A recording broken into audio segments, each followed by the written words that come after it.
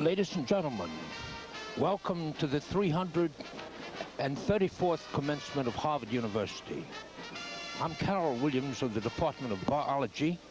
My companion in anchoring this telecast is Professor Emily Vermeule of the Classics Department.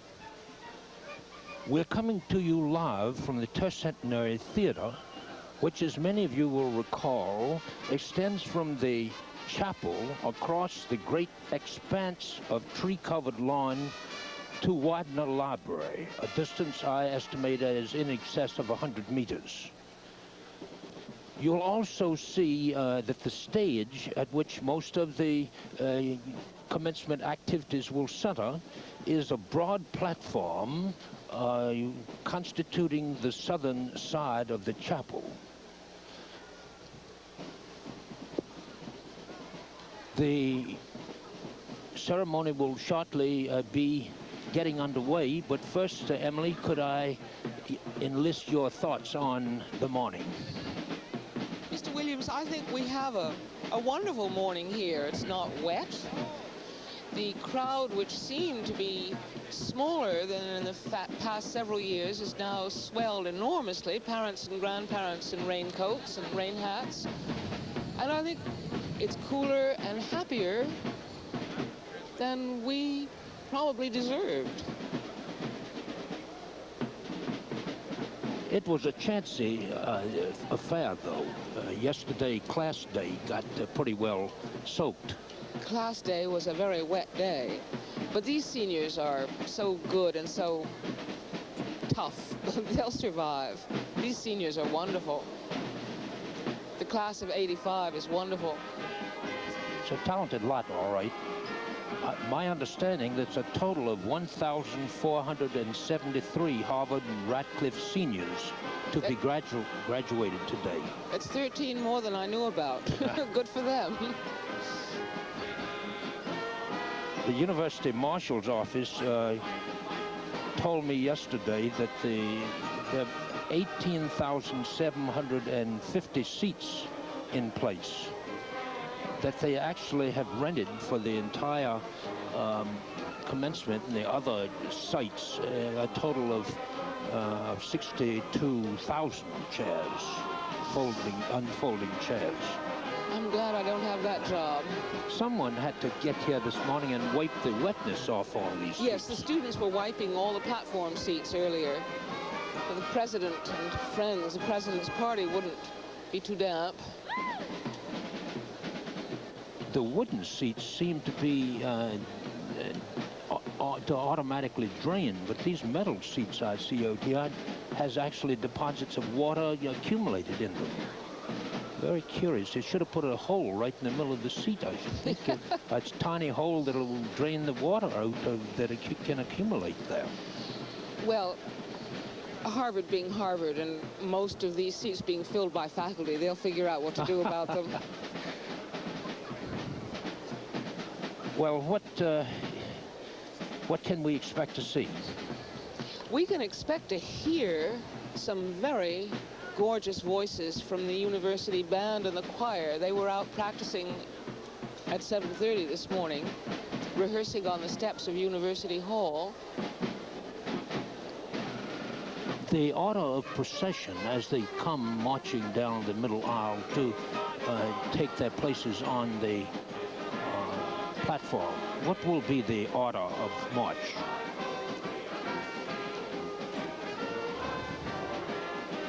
The Sheriff of Middlesex County, Sheriff McGonigal, and Sheriff Kearney of Suffolk County will be at the head of the president's party. The president will be escorted by the University Marshal, Richard Hunt. Then the Fellows of Harvard College. That's a corporation, is it not? And the Honorable and Reverend of the Board of Overseers.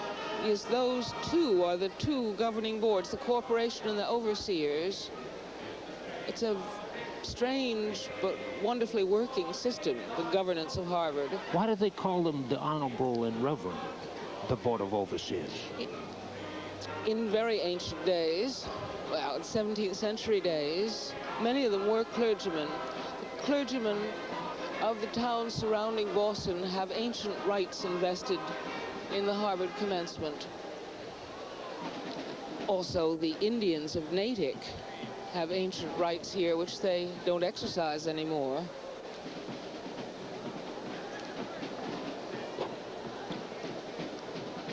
After the governing boards will come in the procession the Associate Dean?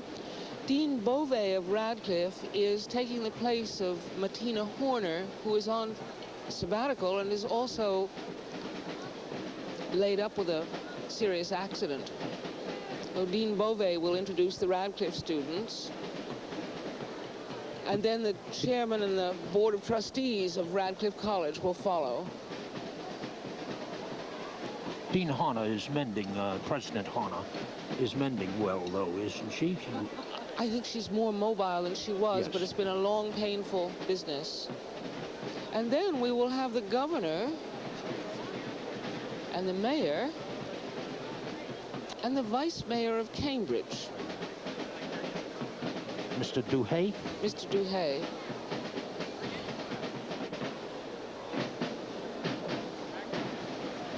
We now see the empty platform, but it won't be empty for long. Mr. Bach's very ancient chair, I think it was the chair of Mr. Edward Hopkins. It is a 17th century chair, knobby and highly polished. The centerpiece on the platform, but everybody's really waiting for the students. It's their day. We see one of the mobile cameras that Channel 44 has present.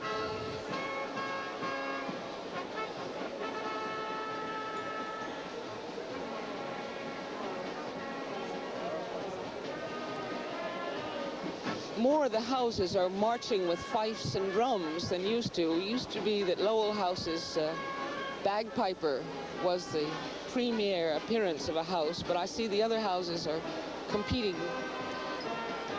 more vividly this year. Now, after the president's party, or towards the end of the president's party, will be the candidates for the honorary degrees. Isn't that true? Yes. And we'll speak of them in due time, and they will be followed by the vice presidents and deans of the university and of Radcliffe College. Escorted by Professor John Finley.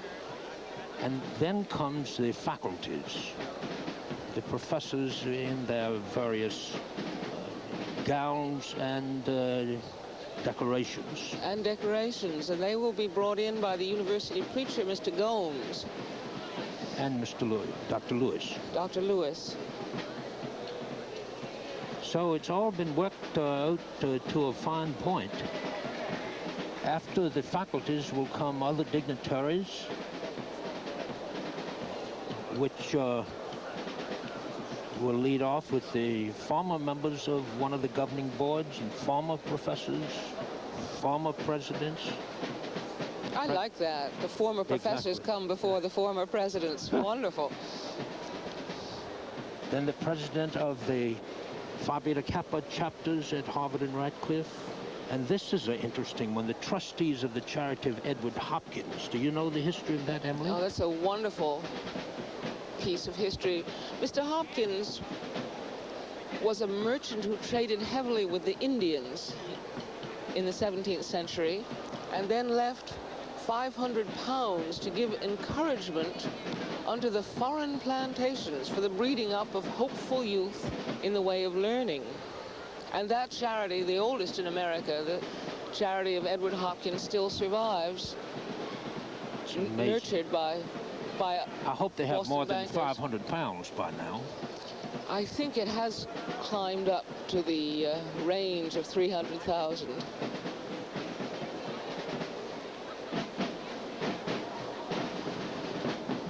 You know, if the clouds part and we get the sun coming out, we're going to have one of the loudest cheers of the year, in my opinion. And Well, it could happen. Could happen this morning. I'm going to give a cheer to the band. I think they're wonderful.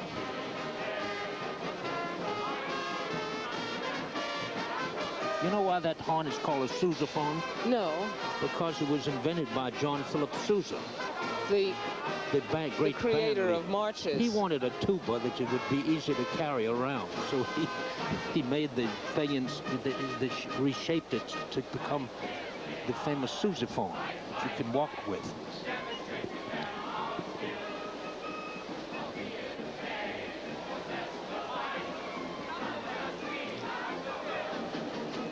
Fight fiercely.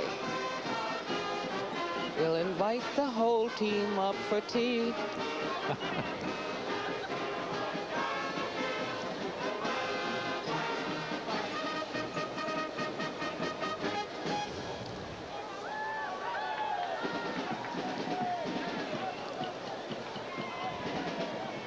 I'm really very impressed that so many families and admirers of these students have come out, because it would be easier perhaps to stay home and watch or just join them for lunch. But indeed, we have as many people as we did in the sunshine and heat of last June. The most favorable omen is I don't see a single unfolded umbrella. I'm sure there are thousands of umbrellas out there, but none are in use. None are in use, that's true. Even the heads are bare. There's some of those older chairs that drain quite nicely. The students are, of course, forming up on the far side of University Hall with the faculty to come and passing in their procession past the bronze statue, seated statue of John Harvard, when many of them will take off their caps.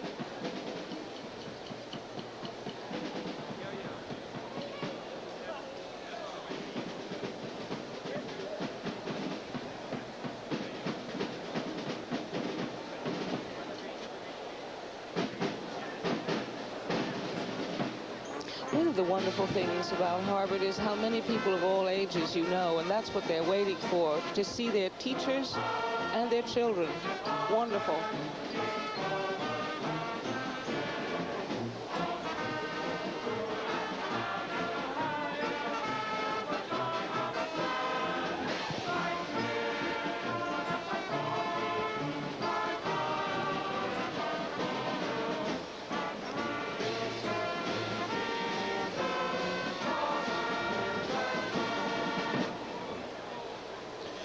If the university was founded in 1636, how come this is only the 334th commencement, Emily?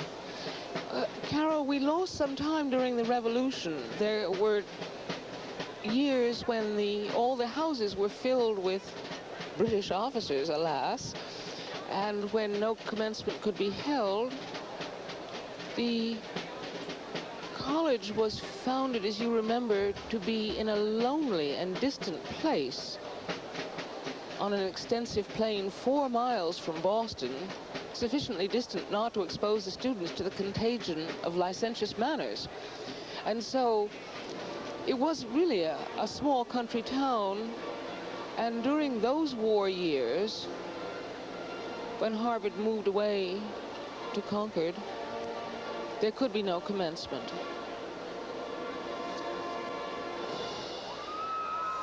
That was the fanfare, Emily, I think. Maybe that means the president's party is to the end now.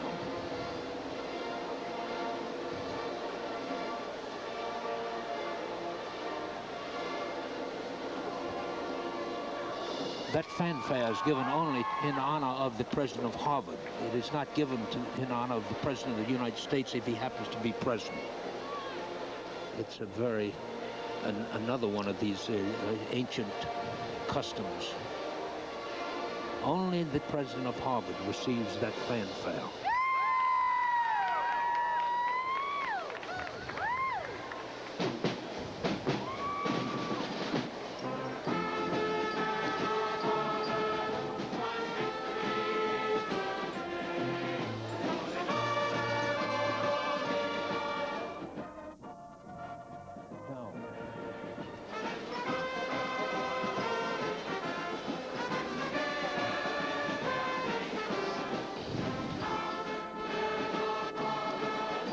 president's party is coming down the central aisle. There is the president's party and Derek Bach himself. Party being led by the sheriffs of Middlesex and Suffolk County, the president, the fellows of Harvard College, so-called corporation.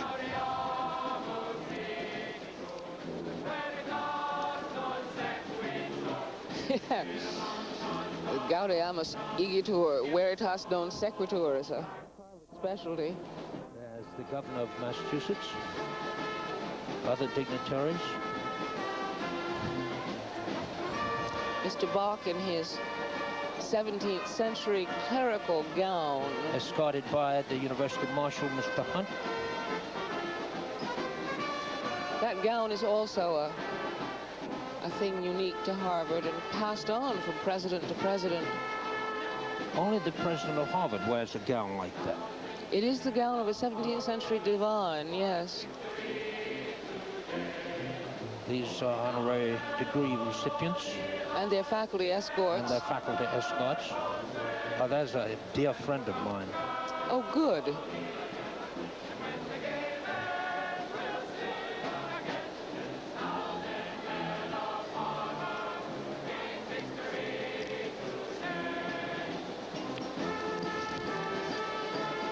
This, the honorary degree recipients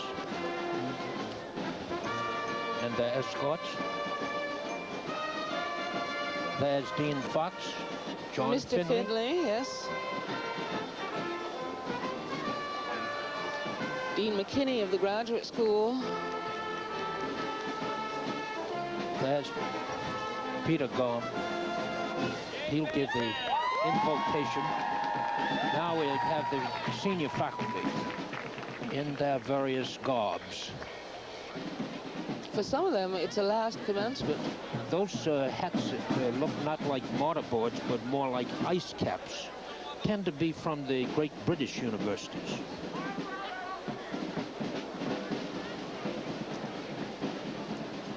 There's John Kenneth Galbraith, escorting one of the honorary degree persons.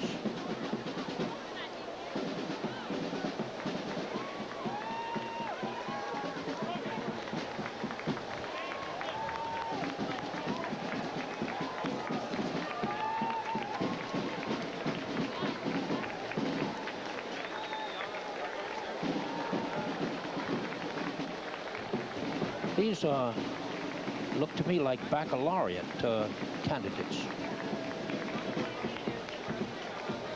This is a mixed group of seniors and graduate students, a house and its tutors.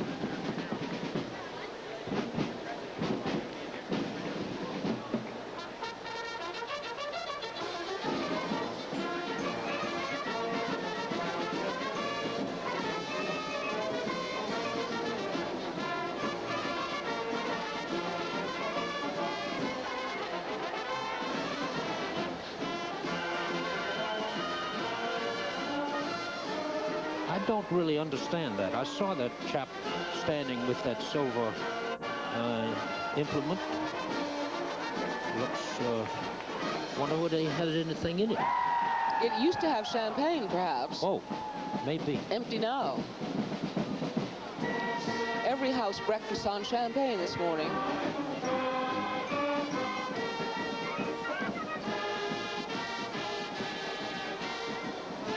The faculty finding their places on the platform.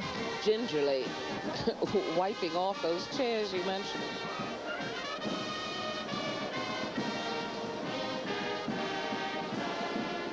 Yeah, the metal chairs are really faulty designed for a rainstorm.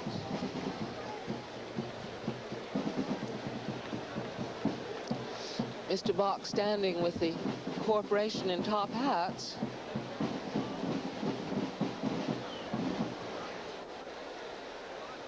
That garb worn by the various aides and dignitaries is in itself a strange and wonderful thing. It has a white four-in-hand tie with the top hats and these cutaway coats.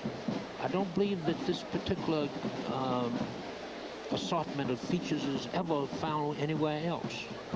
I have never seen it, but I haven't your experience. The nearest would be, I suppose, morning dress. Morning dress? But morning dress never has a four-in-hand tie, as far as I know.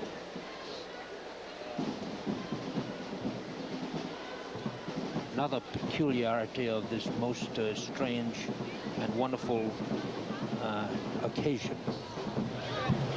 There's Amy DeFries, the president of the board of trustees of Radcliffe College.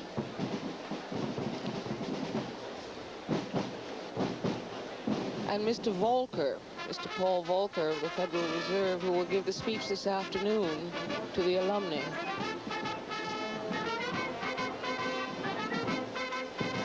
George Williams, Professor Emeritus of the Divinity School.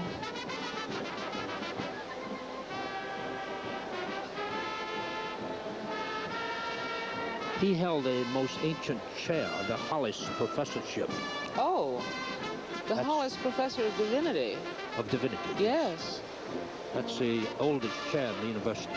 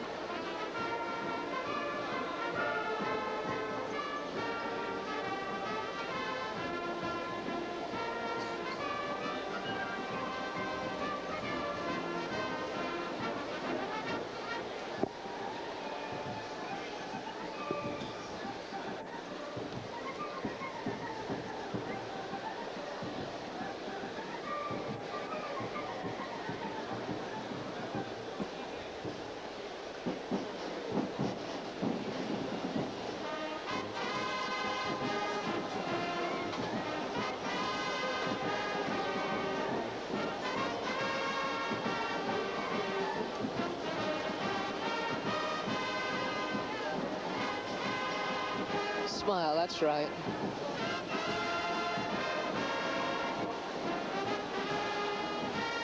There's a huge number of absolutely brilliant Oriental students and students of Oriental descent at Harvard. They're among our very most brilliant students. Well, Carol, one would expect them to be brilliant in science, but knock me down if my best student in Greek wasn't Vietnamese. Is that so?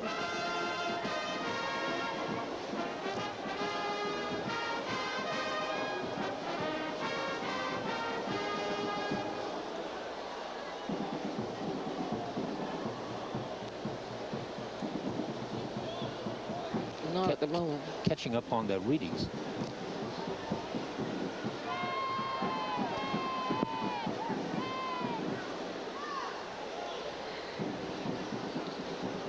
The commencement program that all the distinguished party is reading will not tell them what they want to know, which is the names of all the recipients of honorary degrees, which we will not tell you either until the magical time comes.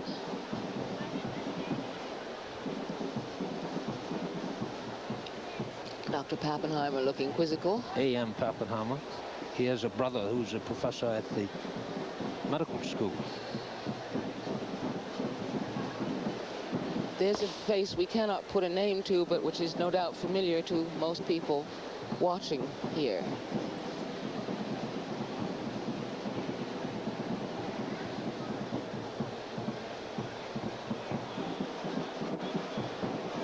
Is that the seal of one of the houses, Emily? Do you know? Must be. What a... I don't recognize it. It's... Wish we could ask the young man, but we don't have that luxury. House banners or some Maybe thing it's a perhaps house we banner. should look up for the future. Now, there's a wave, bless my Ah, soul. a wave. A wave. How amusing. I bet that was all prearranged by somebody, and I bet it happens again, too.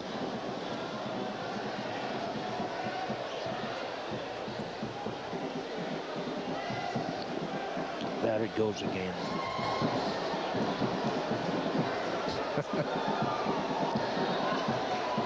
Takes a little practice to do it, doesn't it? I wonder if that's ever happened at a commencement before. Certainly not a Harvard commencement. I haven't seen it. Must be somebody here from Wisconsin. Well, perhaps they're celebrating the Celtics victory last night. I think that's why it was invented. The wave? I think it was. The Wisconsin wave? Either Wisconsin or University of Washington. Could have been one or the other.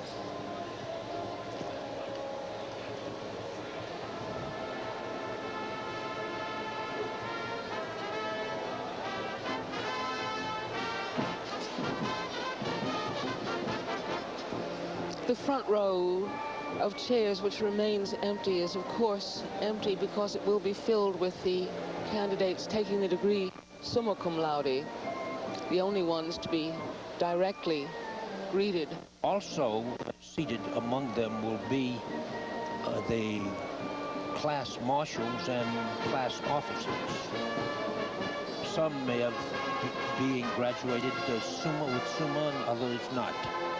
So it's there, have the place of honor, and will come forward actually to be greeted by the president of Harvard and of Radcliffe.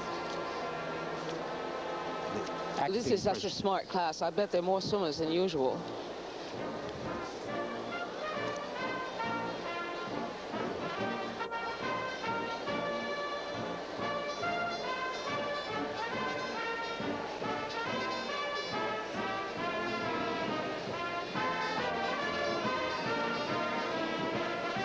The band reminds us this is certainly no colder and wetter than many a Saturday afternoon football game.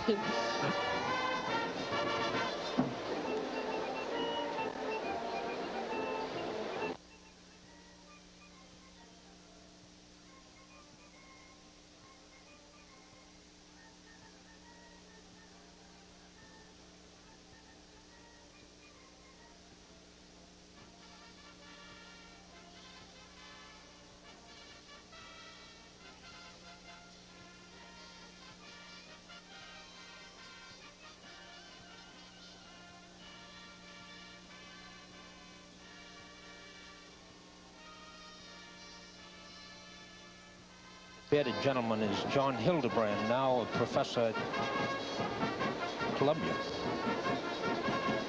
But he plays the trombone and is returning to the scenes of his former music. The marshal of the university, and what an extraordinarily complicated and important job that is, Richard M. Hunt.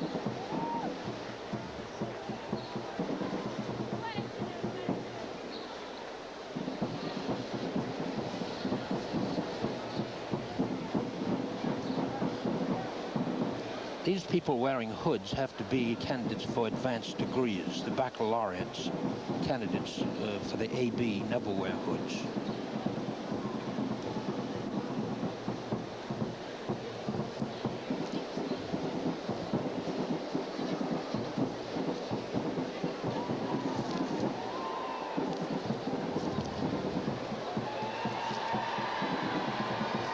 Ah, happiness.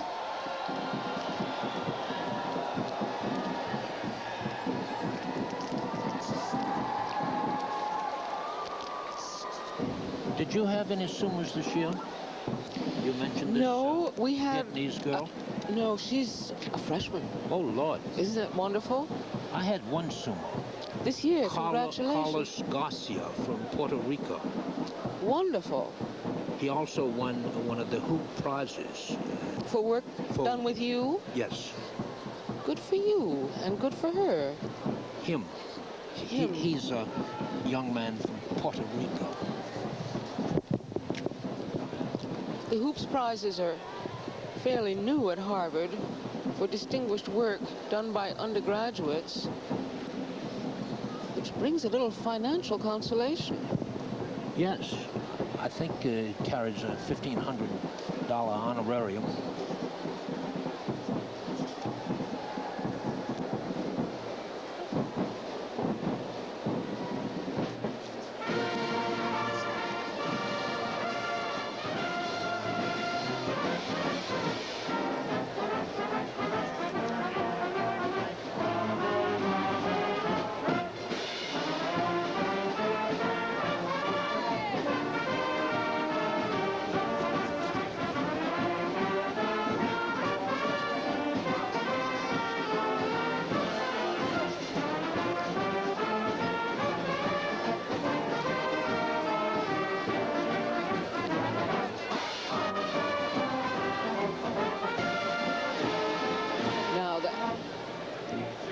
tail end of the procession is really closing in.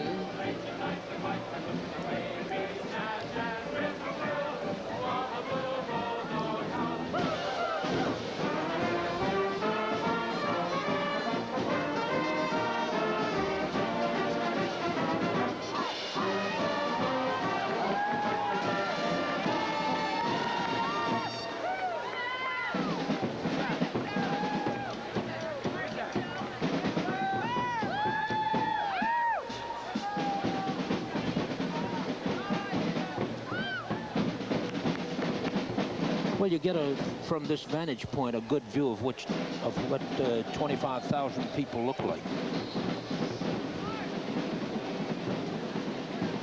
You know what interests me very much about Harvard Commencement is all the grass that was put in especially for this occasion and which will be dead tomorrow. It'll be mud. It's extraordinary. The place looks so beautiful.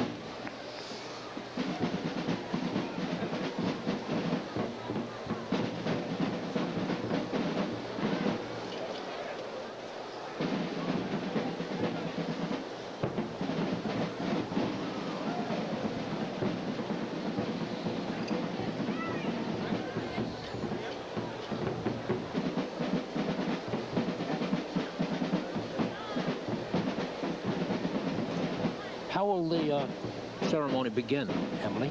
The ceremony should begin with the Sheriff of Middlesex County calling the meeting to order. Mr. McGonigal. The first to speak will be Mr. Hunt. I believe is saying, "Pray give us order," Mr. Sheriff. Mr. Hunt should invite the sheriff to give us order. And the sheriff, if I know the sheriff, will give us order. This is an ancient practice where it was important to have the sheriff and his forces at hand. Yes, of course, the governor used to be accompanied by mounted troops.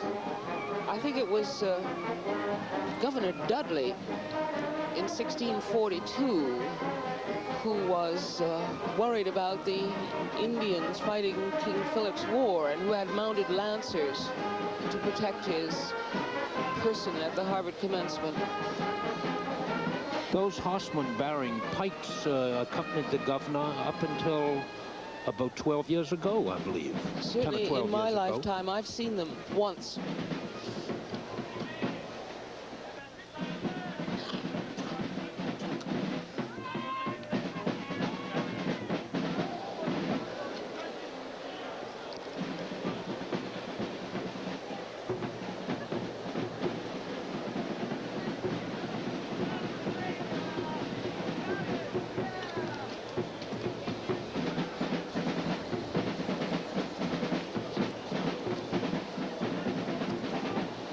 Do you have that booklet giving the order of exercise?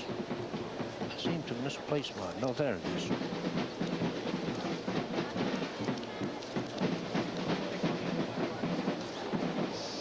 Order of exercises. Here we go.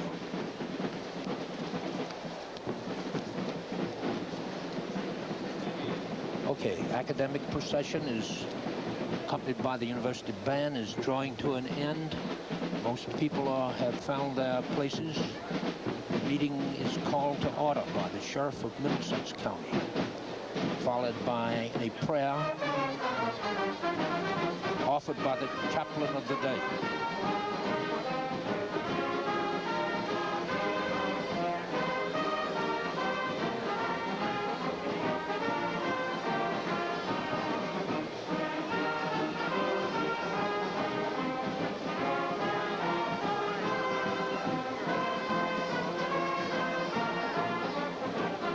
Great crowd of people is facing backwards toward the Widener Library.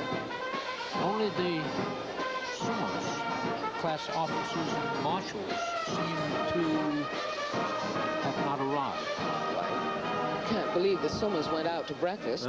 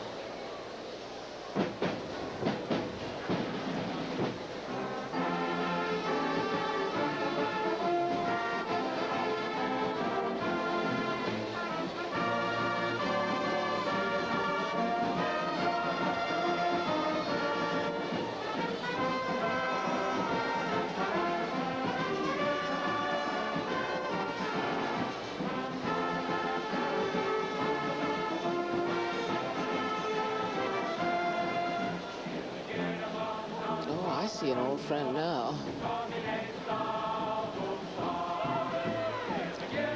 Here for an honorary degree. We'll see later.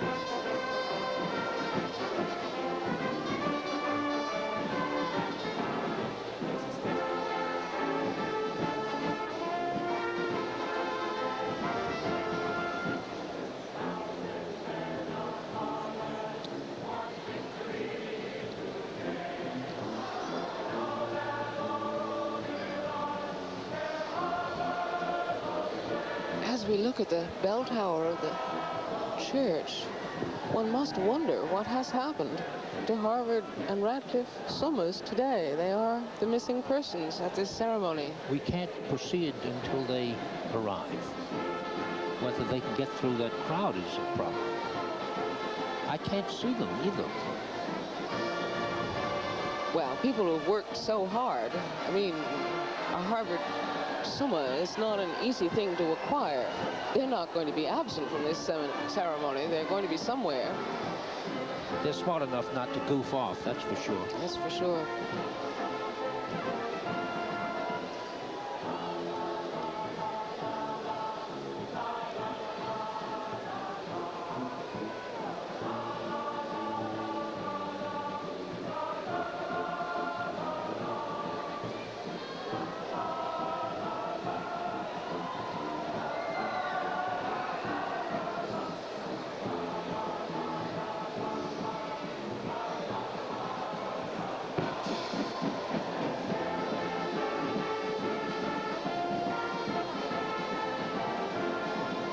There, the empty chairs would puzzle us on the front row.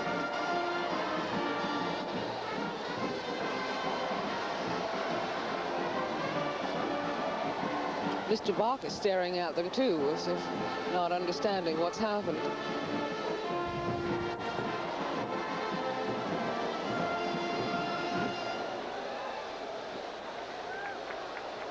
Maybe the wave looks better in Wisconsin. I think it's horrible.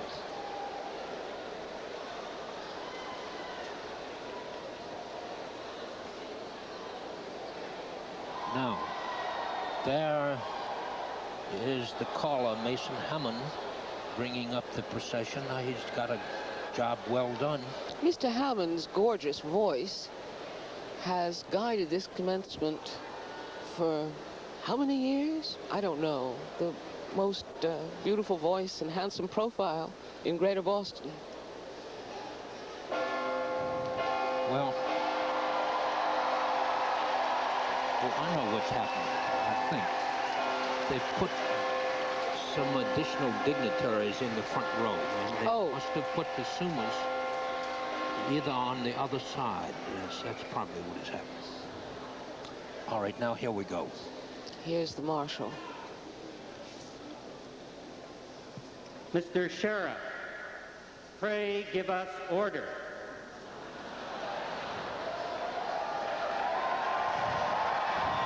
Mr. McGonigal with his staff.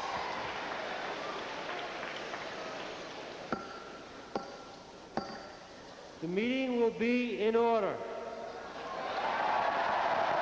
John McGonigal, Sheriff of Middlesex County.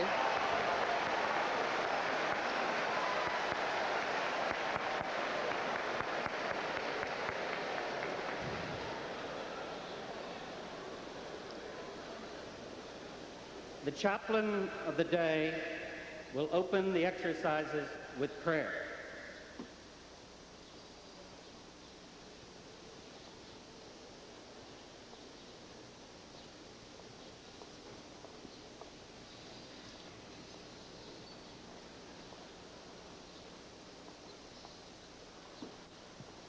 Source of all life, you who have created us each with our unique gifts, To you we turn in thanksgiving at this milestone in so many lives. Grant, we pray, health and strength to these graduates as they leave here to pursue the diverse paths they have chosen. May their discerning minds be enriched by sensitive and caring hearts. May their intelligence ripen into wisdom. May they find fulfillment in the work they choose. And may the lives of those around them be better for their presence. We who have assembled to share this occasion join in joy and in gratitude. At such a time do we turn to the ancient Hebrew blessing. Baruch atah Adonai Eloheinu melech haolam, shehechianu v'kiyamanu v'higiyanu la.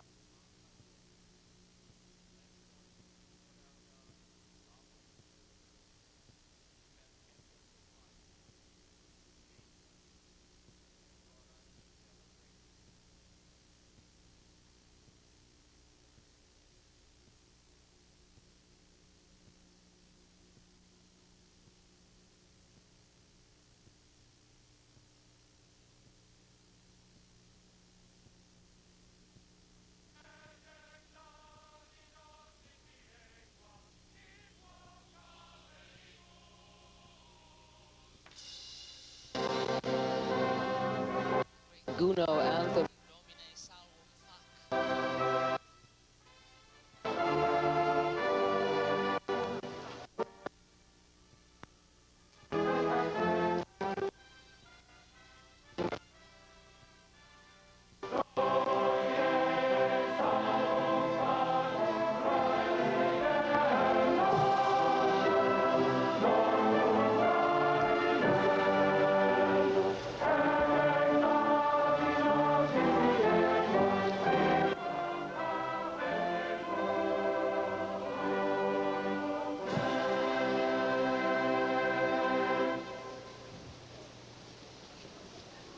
Wonderful music. Carol, I'm going to wish the best to my Is this your Latin young friend salutatory Thomas McGuire. dissertation. No. De Officio. Thomas James McGuire, candidate in arts. Tom McGuire has worked really hard on this. Bless his heart. Now, hang on. Watch closer. What's he doing? He's flashing. I don't believe it. Tom. He's got a Roman toga on. Oh, Tom McGuire. Oh, the marshal seems to be in the conspiracy. Put a long wreath on his skull. He's your student, is he? In classic? Not directly. He's certainly one of our better classicists. He got a real lift out of that one. Looks handsome. Salvete omnes. Vos primum saluto.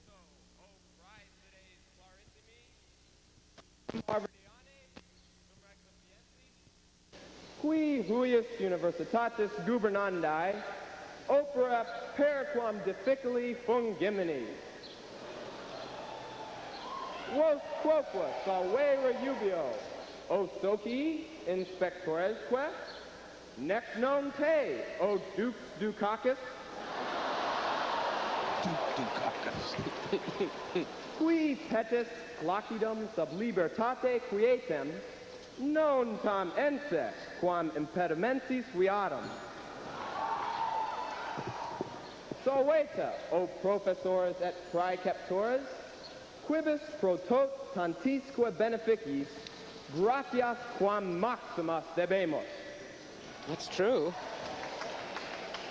O liberalissimi alumni, sine quibus, nulli libri, nulla aedificia, et horribile dictu, nulli ludi essent, vos grato animo saluto.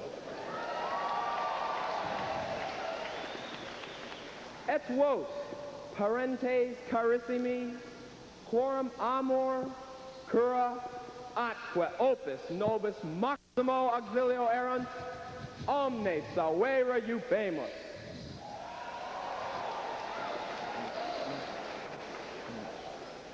Denequo vos, o condiscipuli, quibus cum cenavi, potavi, certavi, atquegi, non paucus, totus noctes, quos postremum salutara, mihi gravissimo dolori est.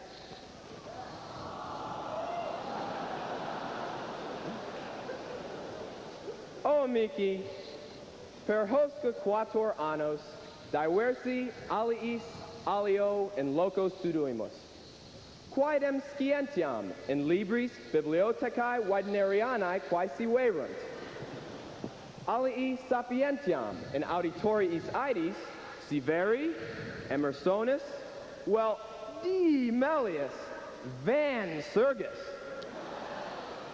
ubi rogatus, ego ipse non certus, sed puto alacubi ultra officinas via logica.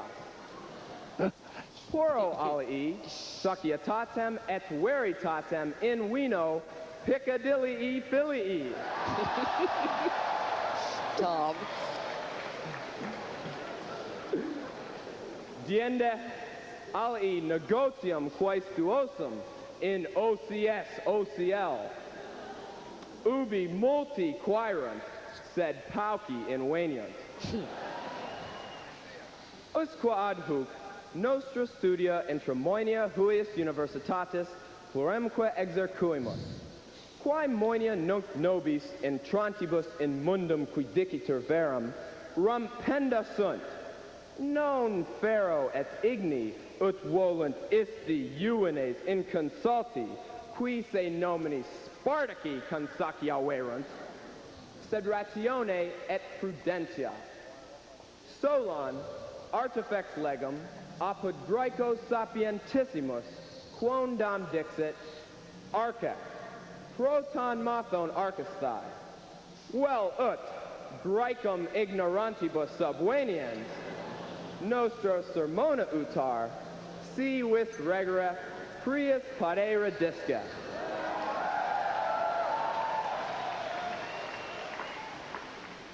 Usque ad hoc parentibus maioribus doctoribus isque qui in republica versantur pluremque paduimus ex hoc dia beatissimo autem ducere potius quam sequi nobis necessa est non dubium excalimus quidem in quisque in arta sua ut multi in musica apodamum dunsterianum.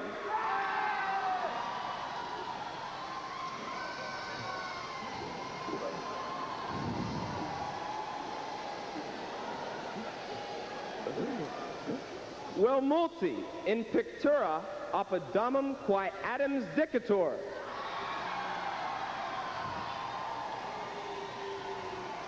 Well, plurique in ludendo bibendoque apadamus eliatensem et Kirklandensem. Okay. Very clever. Yes, he is.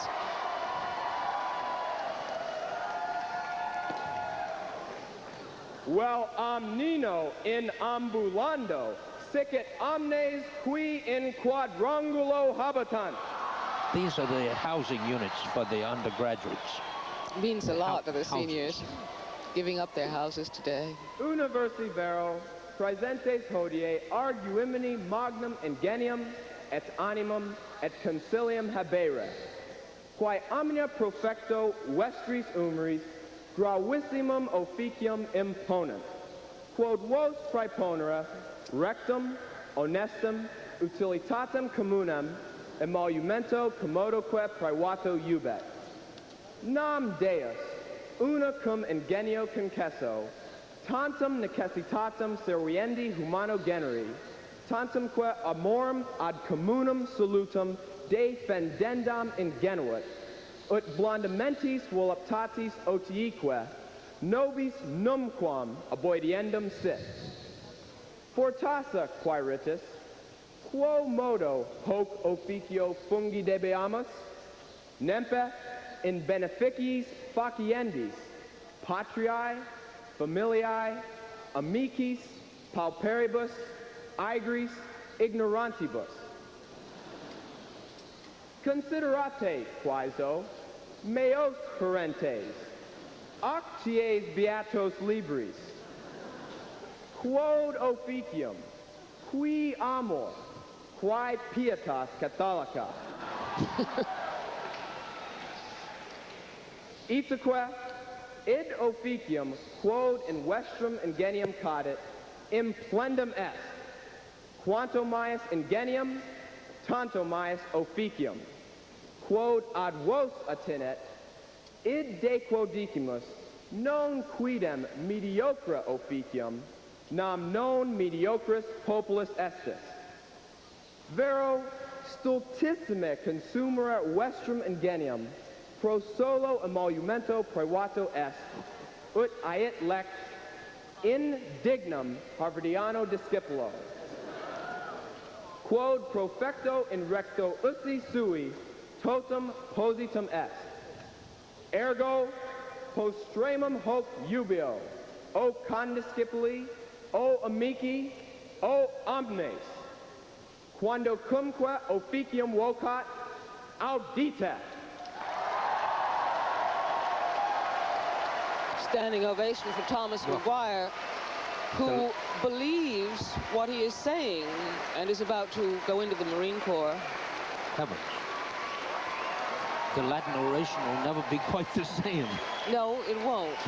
I remember Maguire. 2 years ago that young lady Kirkland, Miss Kirkland, waving her Kirkland. hat around her head and so on, but now with toga. to find a toga beneath the Toga in the gown. rain.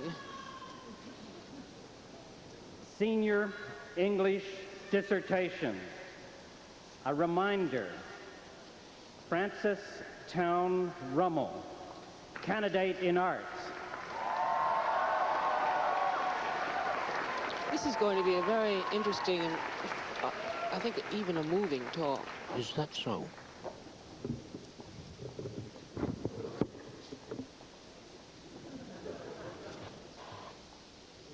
Samuel Johnson wrote that we need not so much to be instructed as to be reminded. And on this beautiful June morning, almost beautiful, I wish to remind you of what is probably farthest from your thoughts, your failures at Harvard.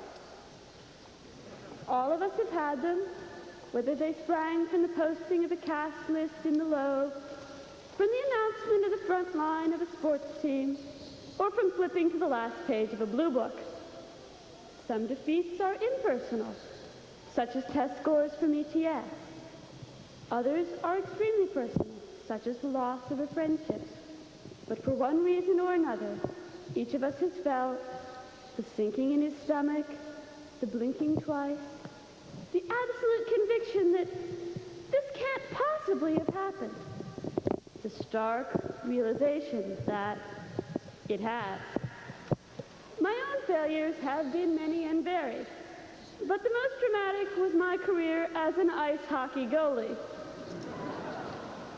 With the boundless enthusiasm of a freshman, I threw myself into learning about offsides and icing. With lusty vigor, I adopted Pat Benatar's "Hit Me With Your Best Shot" as my theme song. With religious zeal, I overcame the instinct of self-preservation, deliberately placing my body in front of accelerating hard objects.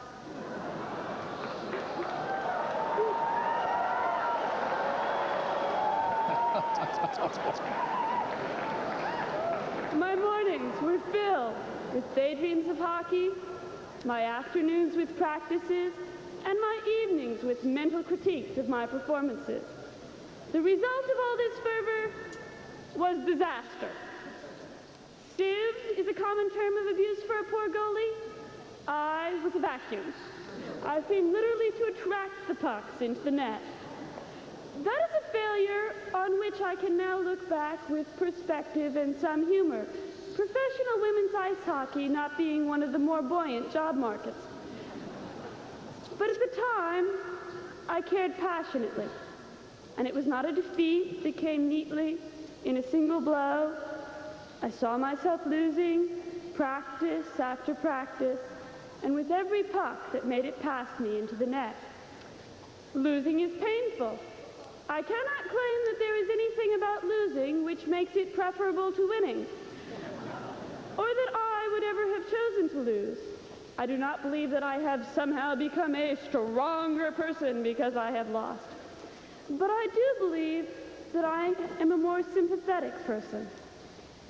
No one ever clearly wins at Harvard. Students who successfully devote themselves to academics sometimes suspect that there is some other real Harvard experience on which they have missed out. Students who commit themselves to an extracurricular activity or sport sometimes feel guilty for not studying more. Students who Not much guilt there. sometimes maybe a little. Students who strike a balance between a number of activities rarely stand out in any one, and sometimes feel lost in the crowd. And that student who does make the grades and fill up his resume sometimes wonders if he wouldn't be happier if he had time that he could simply waste. Doubts such as these have occurred to all of us at some point over the last 4 years, and overcoming these doubts is one of Harvard's greatest challenges. Because there is no preset obstacle course and no clear winner, each of us has been forced not only to define success for himself, but to recognize that it is a personal definition. Living together, we have been humbled by the extent and the variety of each other's achievements. The dangerous thing about going to Harvard is that it labels one a winner in the eyes of the outside world. As we leave Cambridge, we are justly proud of our successes, and we might become complacent. Working hard, one can easily lose sight of one's advantages. Competing strenuously, one might be tempted to take full credit for every win. Having succeeded, one might be lulled into believing that the world contains some preordained division between those who are winners and those who are losers. We need to remember our losses. We need to remember how arbitrary most of the contests we enter are. We need to remember by what narrow margins even our greatest successes were won. And most of all, we need to remember how very many definitions of success there are. If we forget the humility, which we learned so painfully here, we will have lost one of the greatest lessons Harvard has to offer. But there is a more immediate reason for remembering our failures today, for it is only in contrast to failure that one truly understands success. Even in my career as an ice hockey goalie, there was one triumph. We were playing Wesleyan, and we were ahead 13-0. So the coach decided that it would be safe, yes, to put even me into the net. Suddenly, I saw a Wesleyan player break through our defense, bearing down on me with the puck. Her shot lifted the puck, aiming it true, but my right arm shot out, deflecting it into the corner of the rink. A stellar save.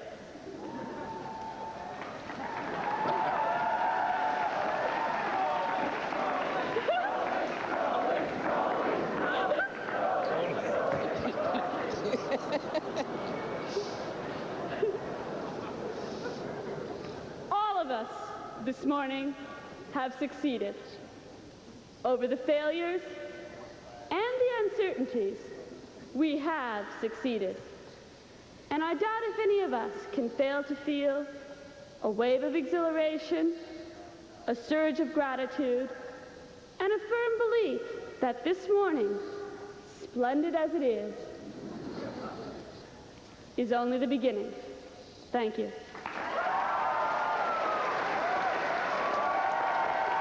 Richard Marius did very well by us this year in selecting these speakers, it seems to me. Richard Marius is a man of great good taste.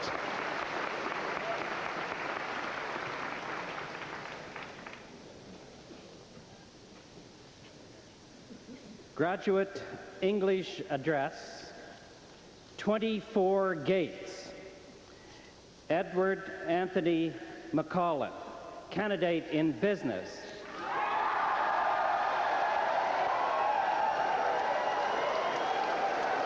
It's most unusual. I don't think I've ever heard one of these by a candidate in business. Oh, well, maybe once, but maybe they're getting more literate over there.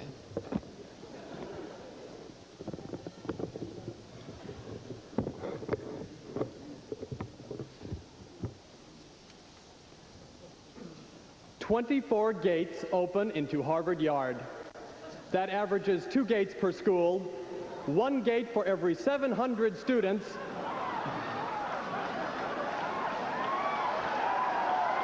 Very clever.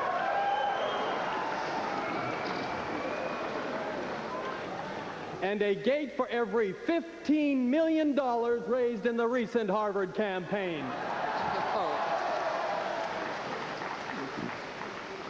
I offer these figures because at the business school, we have learned to support our arguments with numbers.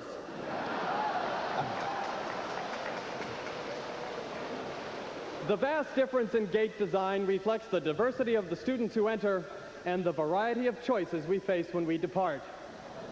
The gates range in size from so narrow as to permit passage of only one person to so wide as to enable entry of a fire truck. Architecturally, they range from nearly unnoticeable to arrestingly ornate. My favorite is a modest structure near the southeast corner of Widener Library. Erected in memory of Samuel Dexter back in 1901, it is Sam's family.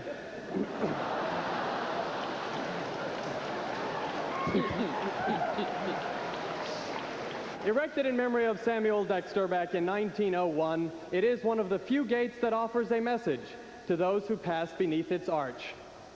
Enter to grow in wisdom.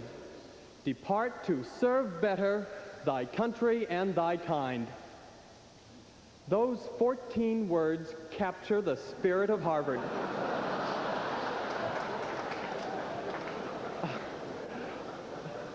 I accepted that appealing invitation as a freshman in 1976, and the college offered the wisdom of the ages right up to the minute. From the poetic balance of dactylic hexameter to the biological precision of genetic engineering. My undergraduate classmates and I grew in wisdom and completed 4 fruitful years with a richer appreciation of life and a finer understanding of self. You don't believe me? Well, I think you're pulling our leg, Mr. McCall. Graduate school is another story.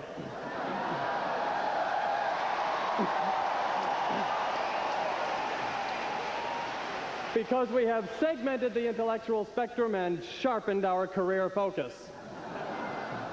While the undergrads enjoy the luxury of time to stroll through the garden of courses from celestial navigation to Shakespeare's comedies, most grad students must rush through the salad of such professional topics as production operations management and international managerial finance.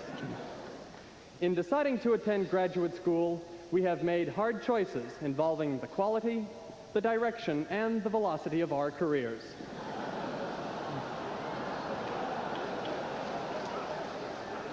Two years ago, today's MBA candidates chose to embrace the Socratic approach incorporated in the case method. In college, instructors taught us what Thoreau thought, but in business school, they asked us what we thought. Picture this. It's 8:30 a.m. Last night, you prepared the colossal Cablevision case. This morning, you take the role of Peter Jackson, a new MBA who has just stepped onto a sinking corporate ship. Your firm is out of money. Your competitors are clobbering you, key employees are quitting, and your boss has lost his grip on the marketing strategy. Suddenly, you realize that the professor has cold called you to open the class discussion. So you analyze the problems, rank your options, and present your plan. Then the professor torpedoes you. Broadside. Unshaken because you have foreseen such a contingency, you repair the damage and convince the class that Colossal must seek venture capital, acquire the competition, restructure the sales force, and diversify into corn wet milling.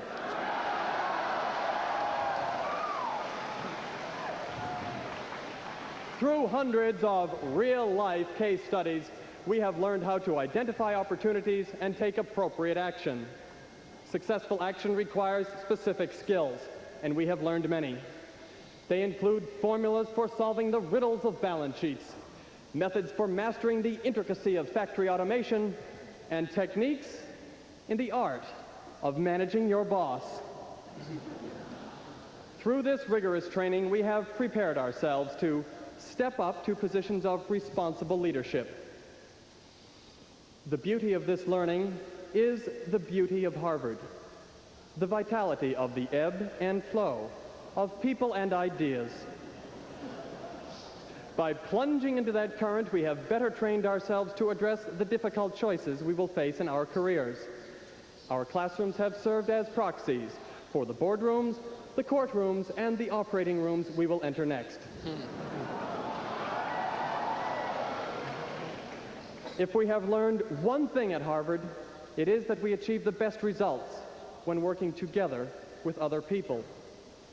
This lesson in professional companionship teaches us that we all act in concert.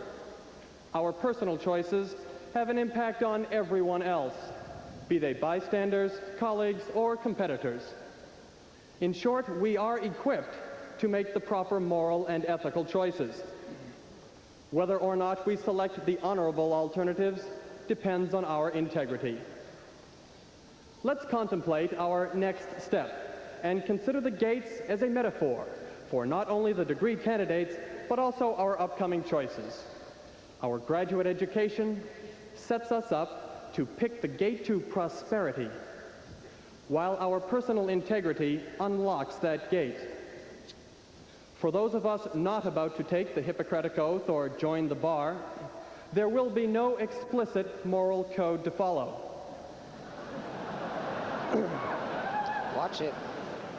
Therefore, no matter which gates in life we choose, we might all subscribe to the message of the Dexter Gate. Serve better thy country and thy kind. Isn't that the preeminent theme here? Not simply our responsibility to one another, but moreover our moral obligation to honorable leadership. In searching for career success, we must contribute more to the world than we extract. So let's choose a route on the way out today. There are really many more than 24. I suggest that we always try our best to take the Dexter Gate. Thank you. Very clever theme. Very clever. Yes, the audience enjoyed it. The Dexter Gate is always wet underfoot, of course. One of the worst drained gates in the yard. Edwin Anthony McCauliffe. Well done.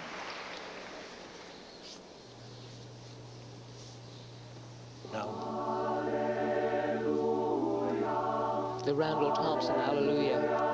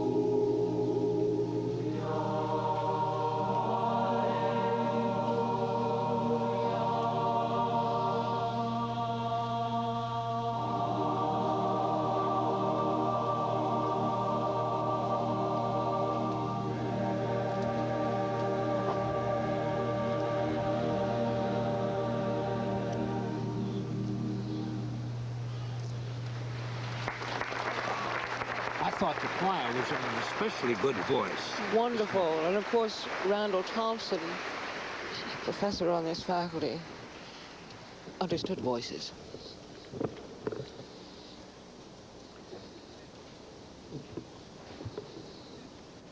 These addresses by selected candidates for ordinary degrees being ended, the deans of the several departments will now present to the President and Fellows and to the Board of Overseers, in the favoring presence of the friends here assembled, the candidates on whom the various academic distinctions are, with due ceremony, to be conferred. The Dean of the Faculty of Arts and Sciences. Dean Michael Spence. Mr. President, Fellows of Harvard College, Mr. President and members of the Board of Overseers, in the name of the Faculty of Arts and Sciences and by its authority, I declare that the first 4 groups of candidates who will be presented to you today, as well as the seniors in Harvard College and Radcliffe College, who will be presented near the close of the exercises, have fulfilled the requirements of the faculty for the degrees for which they are severally recommended. They will be introduced to you in turn by the deans responsible for the programs in which they were enrolled. Candidates for the degree of Associate in Arts, Bachelor of Liberal Arts, and Master of Liberal Arts in Extension Studies will rise.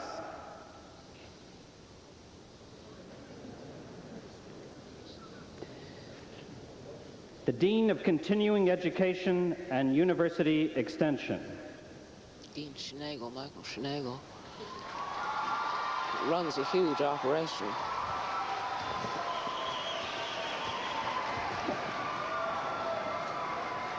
Mr. President, Fellows of Harvard College, Mr. President and members of the Board of Overseers, as Dean of Continuing Education and University Extension, I have the honor to present to you these students, candidates for the degree Associate in Arts, Bachelor of Liberal Arts, and Master of Liberal Arts in Extension Studies. By virtue of authority delegated to me, I confer on you the degree of Associate in Arts, Bachelor of Liberal Arts, and Master of Liberal Arts in Extension Studies, and admit you to the fellowship of educated men and women.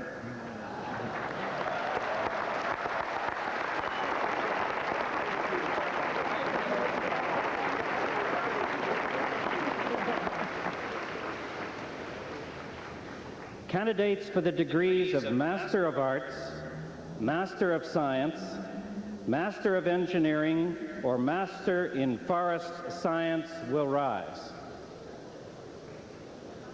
Oh, there go the forest scientists. The Dean of the Graduate School of Arts and Sciences. Dean Peter McKinney. Mr. President, Fellows of Harvard College, Mr. President, and members of the Board of Overseers.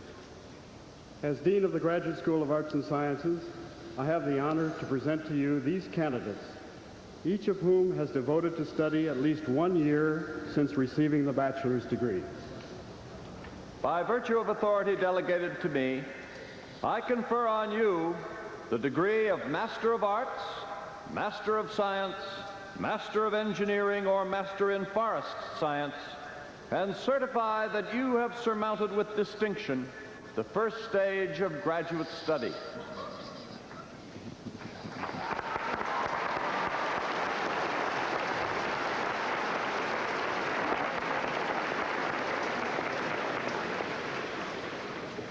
Candidates for the degree of Doctor of Philosophy will rise.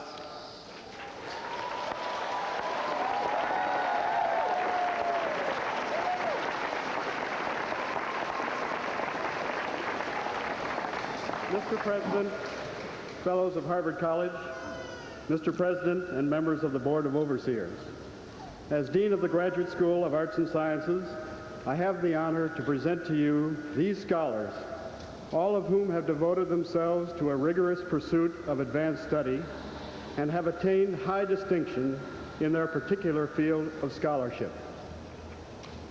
By virtue of authority delegated to me, and with high hope of your future, I confer on you, men and women of learning, the degree of Doctor of Philosophy, and welcome you to the ancient and universal company of scholars.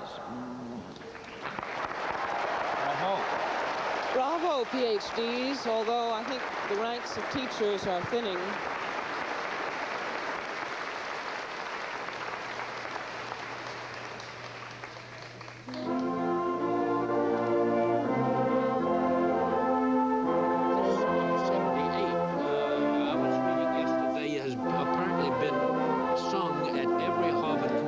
Back to 1642.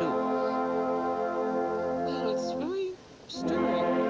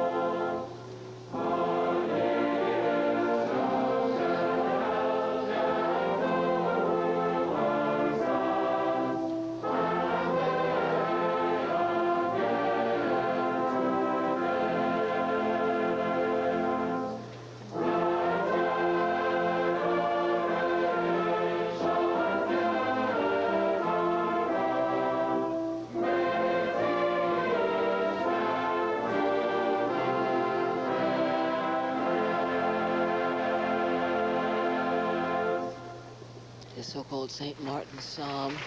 It's a beautiful thing, but devilishly difficult to play or sing. Yes. Worth it.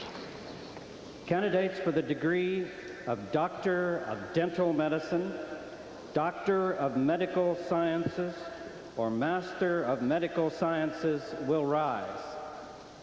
We now begin all the professional schools. The Dean of the School of Dental Medicine. Dean Goldhaber. Mr. President, Fellows of Harvard College, Mr. President, and members of the Board of Overseers.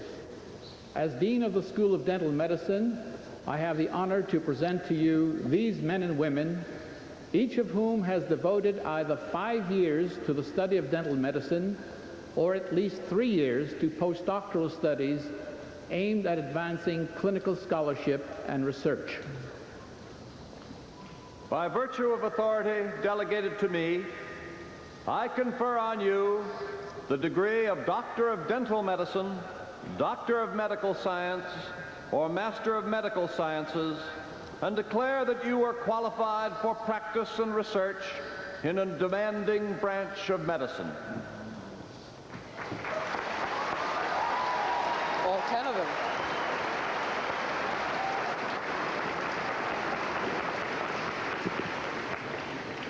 Candidates for the degree of Doctor of Medicine will rise. Oh, that's a little bigger.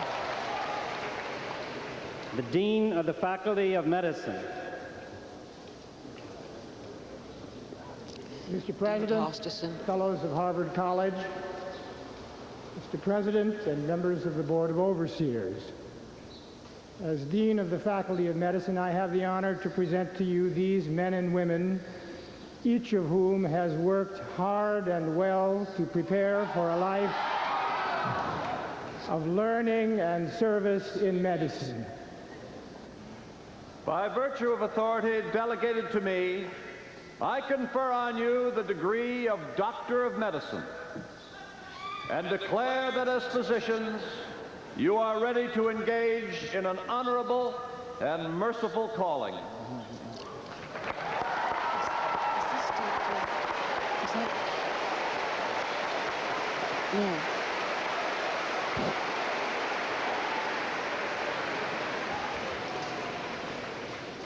Candidates for the degrees of Master of Theological Studies, Master of Divinity, Master of Theology, or Doctor of Theology will rise.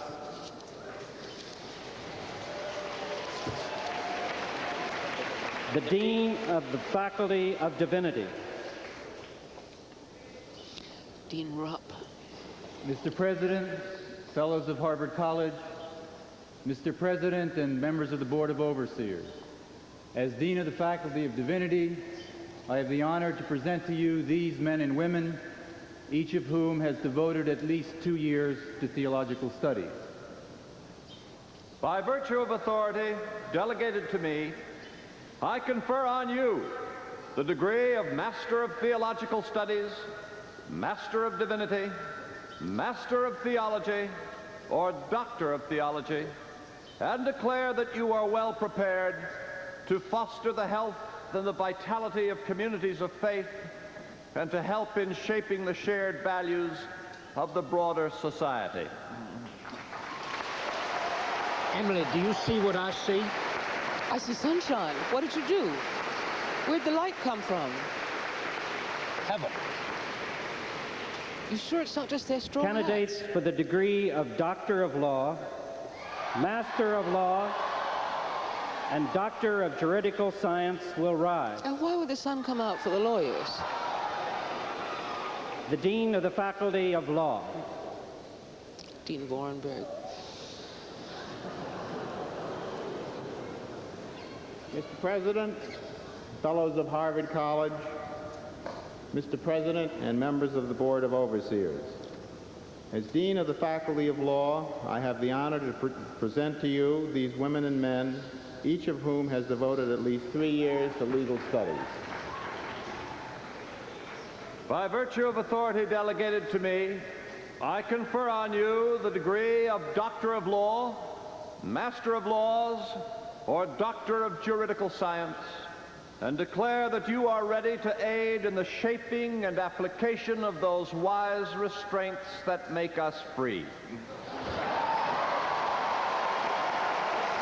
I love those words. Splendid phrase. Wise restraints that make us free. How true.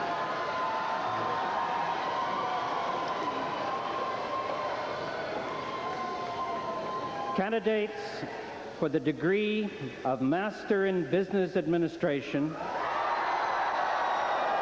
or Doctor of Business Administration will rise. Oh, it gets bigger every year. year. The Dean of the Faculty of Business Administration. Dean MacArthur.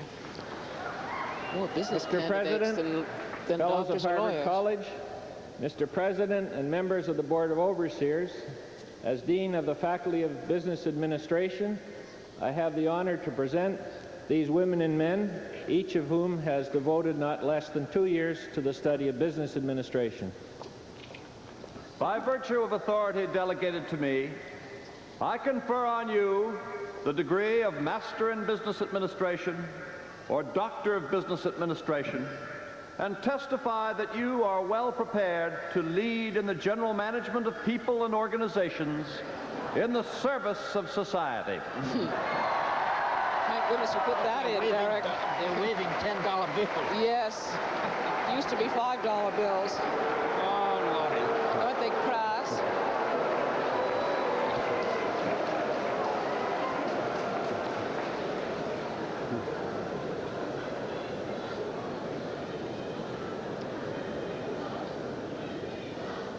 Candidates for the several degrees in architecture, landscape architecture, city and regional planning, and urban design will rise. Oh, young The Dean architects of the are Faculty of numerous. Design. Dean McHugh. Mr. President, fellows of Harvard College, Mr. President and members of the Board of Overseers, as Dean of the Faculty of Design, I have the honor to present these men and women, each of whom has devoted at least 3 years to professional study in architecture or landscape architecture, or 2 years in urban planning and design.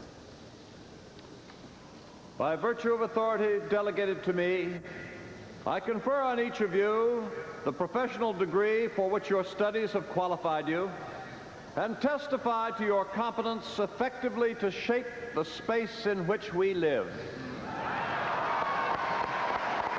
That's a nice one, too. That's where the brown balloons are concentrated. Candidates for the degrees of Master and Doctor of Education will rise. Great stuff. The Dean of the Faculty of Education. Dean Patricia Graham. Mr. President, fellows of Harvard College, Mr. President, members of the Board of Overseers. As Dean of the Faculty of Education, I have the honor to present these women and men who, in partnership with us, have prepared themselves as educators. By virtue of authority delegated to me, I confer on each of you the master's or doctor's degree in education, and declare that you are well prepared to guide and serve the learning needs of contemporary society. Good for you, educators. Actually, the most exuberant group thus far. Yes, it's the most lively. Candidates for the several degrees in public health will rise. This will be Dean The Feinberg. Dean of the Faculty of Public Health.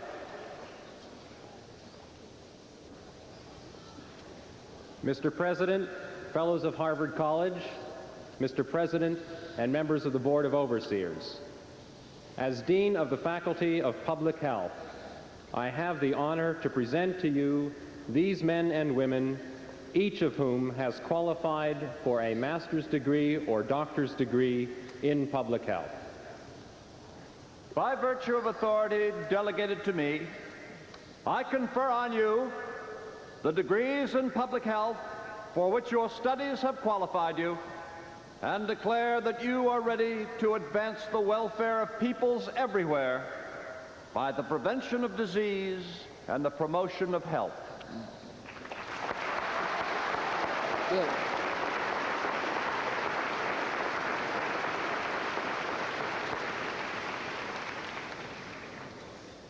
Candidates for the degree of Master in Public Administration, Master in Public Policy, Master in City and Regional Planning, Doctor of Public Administration, or Doctor of Public Policy will rise. These are the Kennedy Center people. The Kennedy School, yes, I know. They're making a lot of The noise. Dean of the Faculty of Government. Mr. Dean Allison. Mr. President, fellows of Harvard College, Mr. President, members of the Board of Overseers.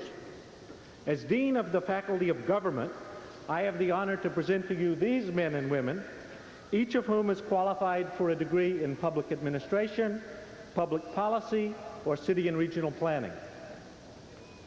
By virtue of authority delegated to me, I confer on you the degrees for which your studies have qualified you, and testify that you are well prepared to offer leadership in the quest for enlightened public policy and effective public administration. Carol, I think if the president didn't say those words, that the granting of a diploma would mean nothing. I think the president must say these things. What he's going to say is all cut and dried. Oh, yes. It's the same thing every year. We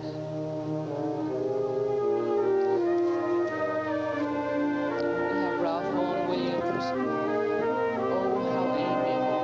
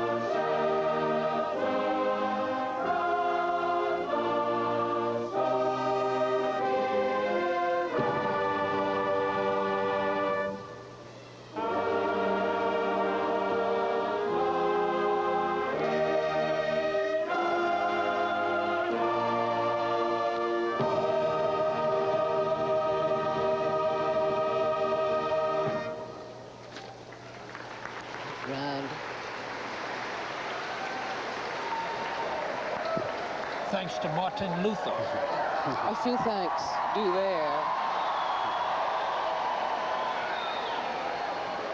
Candidates for the degree of Bachelor of Arts or of Science will rise, and their chosen representatives, together with candidates for those degrees summa cum laude, will draw near.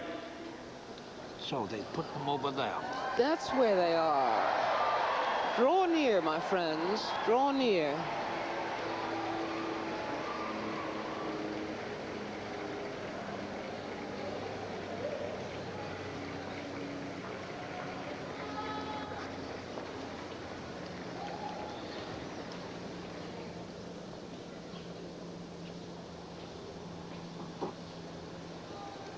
Gosh, there are quite a lot of them.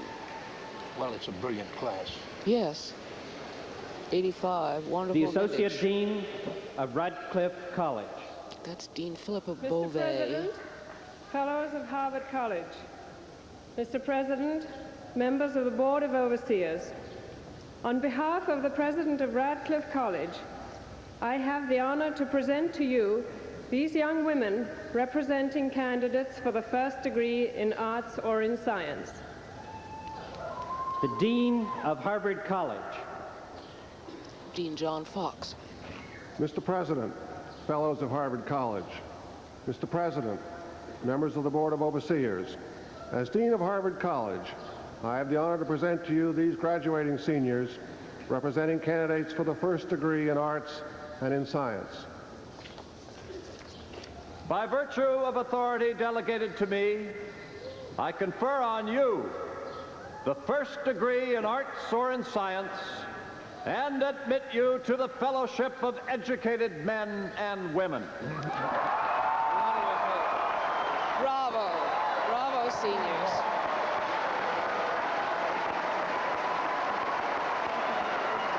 The Radcliffe Dean and the Harvard President will, of course, shake the hand. Shake hands with each and every one, representing the individuals, men and women, receiving either summa cum laude or the ones with the red tassel on their caps represent the class officers and class marshal.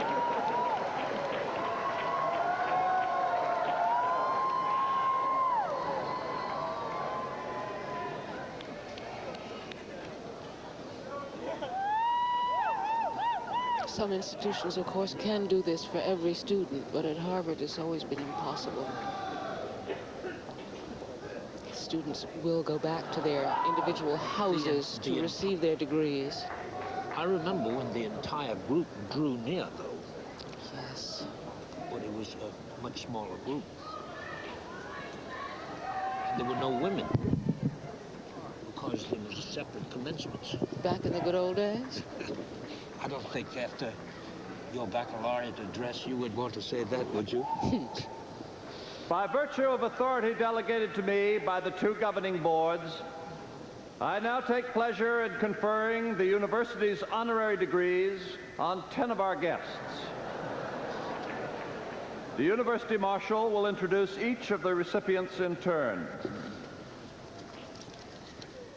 Mr. President, leading the list of those whom we honor today is a man whose name is linked with American radio and television as the stoutest of supporters of the public right to know.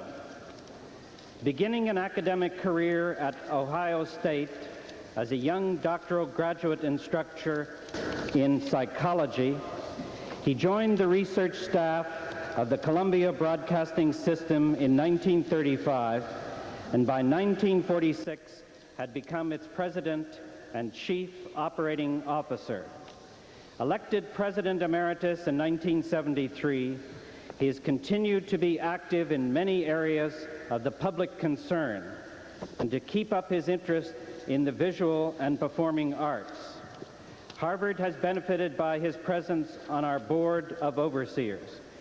Mr. President, it is an honor to present Frank Stanton, honorand in laws. Well, there's a very distinguished gentleman, head of CBS for many, many years.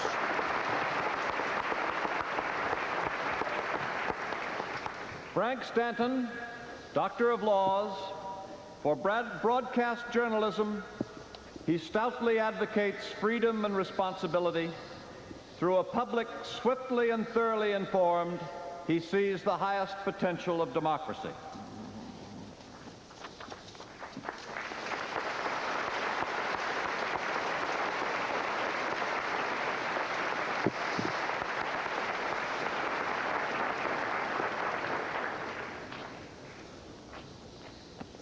To many in this commencement audience, Mr. President, our next guest of honor needs few words of introduction. An eminent biblical scholar, he has been a popular and admired figure in this neighborhood for some 30 years.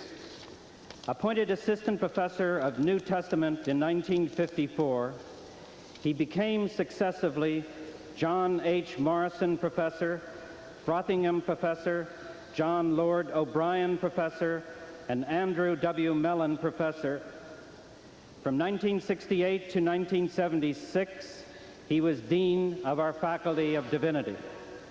A year ago, he returned to his native Sweden, where he had once headed the student Christian movement, to become Bishop of Stockholm.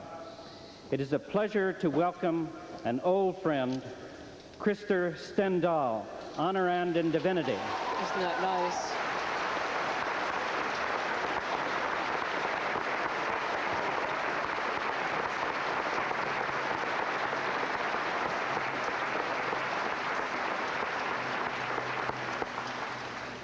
Christer Stendahl, Doctor of Divinity, inspired preacher, interpreter of the Christian Word, he has brought a lively wit and a strong social conscience to communities of faith around the world.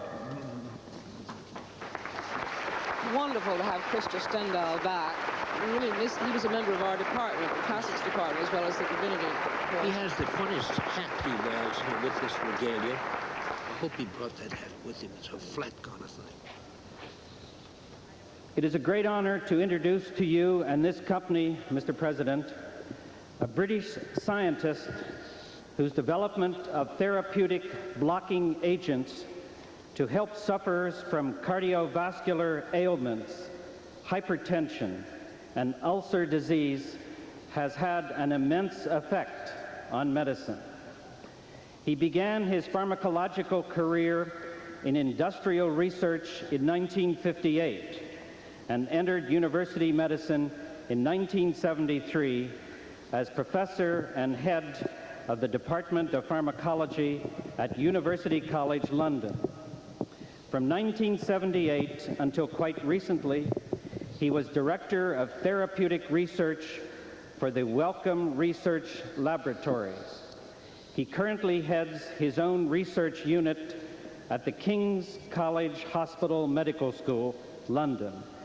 May I present Sir James Black, honorand in science.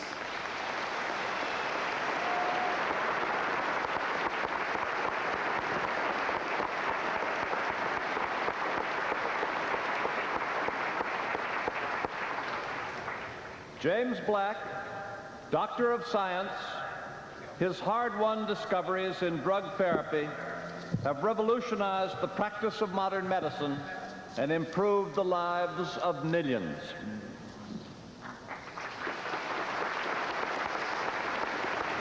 Propranolol law. Really? Yeah. Indorel, if somebody knows it. Some people know it. Magic.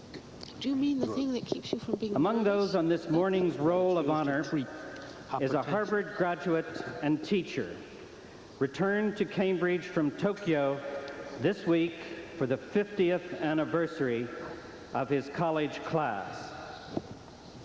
One of the leading economists of his nation, he has served as president of Hitotsubashi University and is currently editorial advisor to the great Tokyo newspaper Asahi Shimbun. His interest in public policy and economic matters has been applied to a wide range of current problems, such as security and peace, nature conservation, national railroads, electronic news media services, and women's role in society. He and Professor Edwin O. Reischauer of Harvard were the co-editors of the 9-volume Encyclopedia of Japan, published in 1983. I have the pleasure to introduce Shigeto Tsuru, honorand in laws.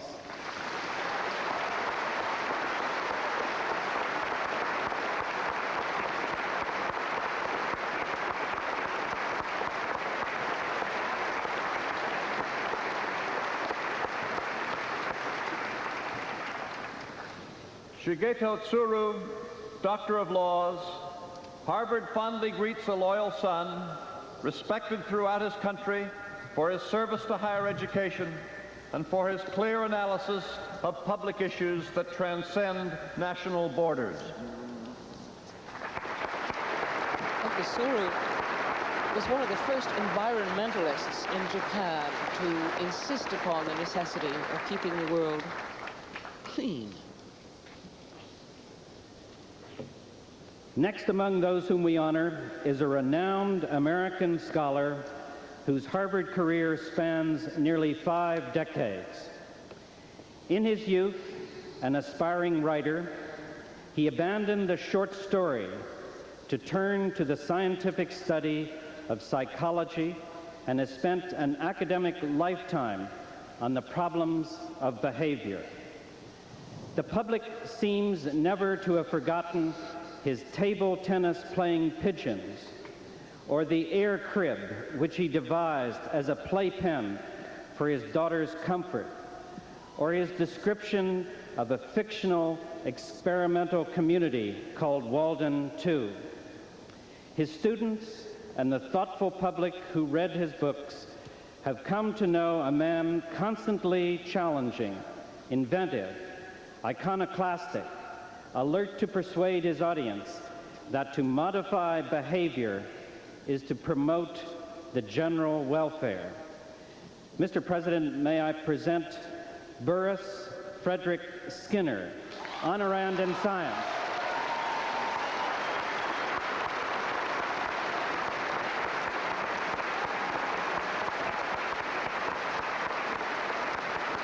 He's the American Pavlov. And like Pavlov, the Russian Pavlov, he went in for upward conditioning of animals. Burris Frederick Skinner, Doctor of Science, loyal colleague, warm and stimulating teacher, dauntless experimentalist who applies a keen scientific mind to the mysteries of human behavior. It's curious that he should be best known for his box. The Skinner box, I know. It was so picturesque. Our next guest, Mr. President, both inherited and earned his firm convictions about Harvard. Born into a family whose attachment to this place goes back many generations, he began to take a serious interest in the financial problems of higher education shortly after graduation with distinction from the college and the business school, preparing for the financial community annual analyses of the Harvard Treasurer's Reports. He has been seeking to improve Harvard's financial status ever since, most recently for 11 years as the university's treasurer.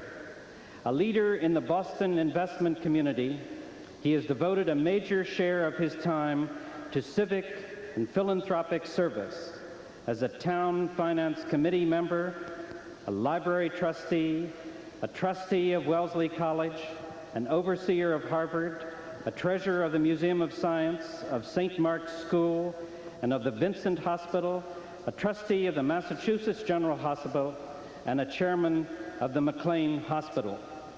Mr. President, may I present George Putnam, honorand in law.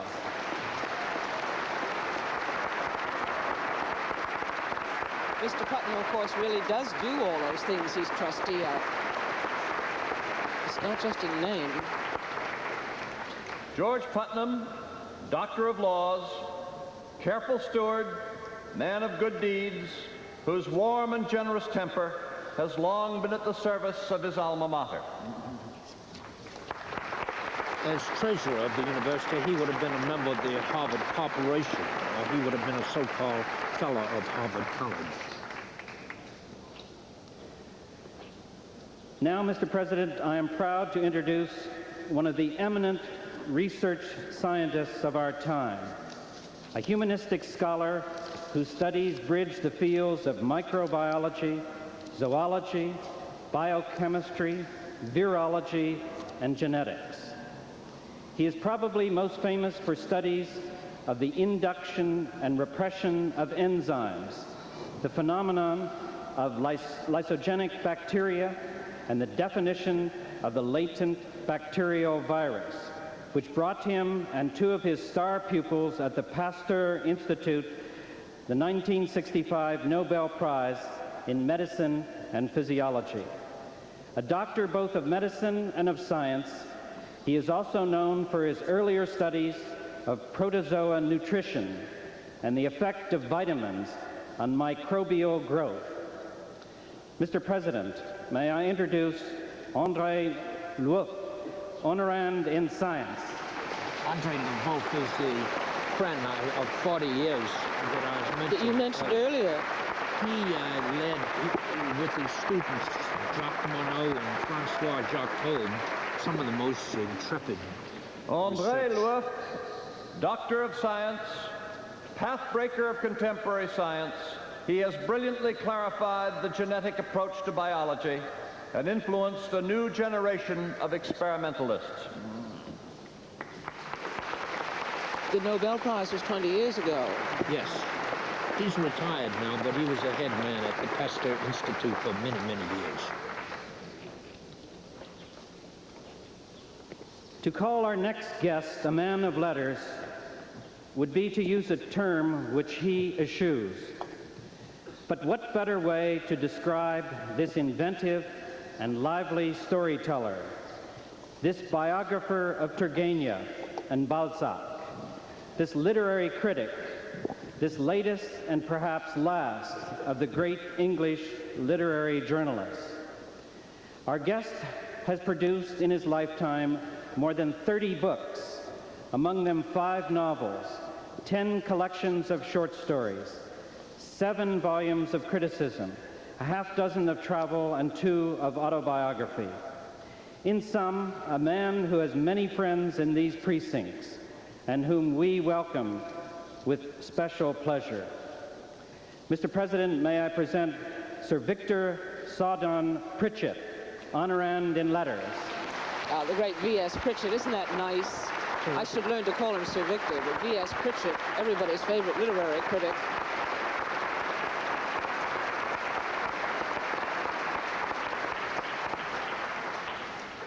Victor Sawdon Pritchett, Doctor of Letters, delightful companion on any journey, guide to the world of good books, a storyteller whose characters and incidents find gentle irony in the tragicomedy of life. Well said. Yes, it's very eloquent. But if we could hear a return, it would be as eloquent.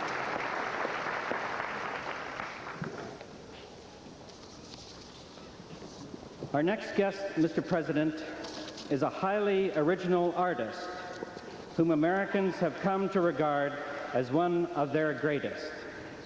As in the experience of all too many, recognition was long in coming, even for this determined and talented sculptor who put aside everything else for her art. She was in midlife before her work began to be widely appreciated, but today she is familiar to hundreds of thousands who have seen or read about her monochromatic sculptural walls and the arrays of objects and boxes gathered and reformed into newly designed structures. We are honored by her presence today. Mr. President, may I introduce Louise Nevelson, honorand in art. Miss Nevelson's new sculpture is placed in a little grove up toward the law school. I don't know if you've seen it. No. Called Night Wall 1. It's a new arrival in the arts of Harvard. I'll have to look for it. It's charmingly sited in a little group of trees. Louise Nevelson, Doctor of Arts, her creative spirit has transformed the fragments of a familiar world into sculptured wholes, surprising, beguiling, demanding our visual appreciation. This is very good. One more.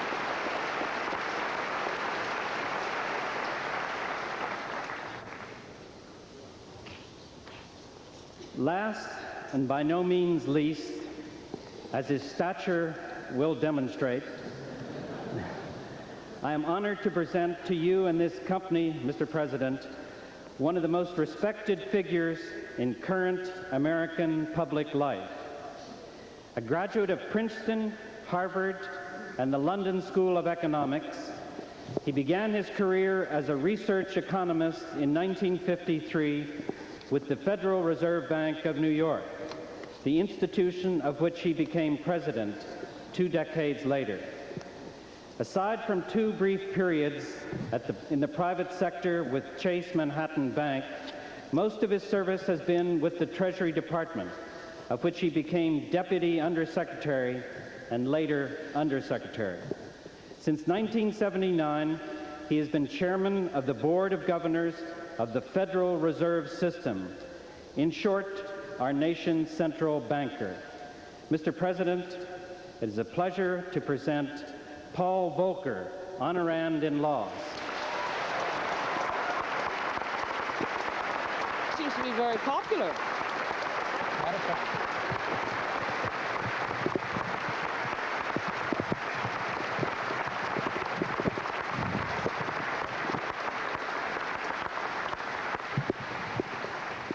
Paul Volcker, Doctor of Laws, distinguished public servant, steadfast defender of our currency, exemplar of reason in the pursuit of economic stability and in the battle against inflation. Mr. Volcker will, of course, be addressing the alumni this afternoon And that at 2 will o'clock. be carried live on Channel 44.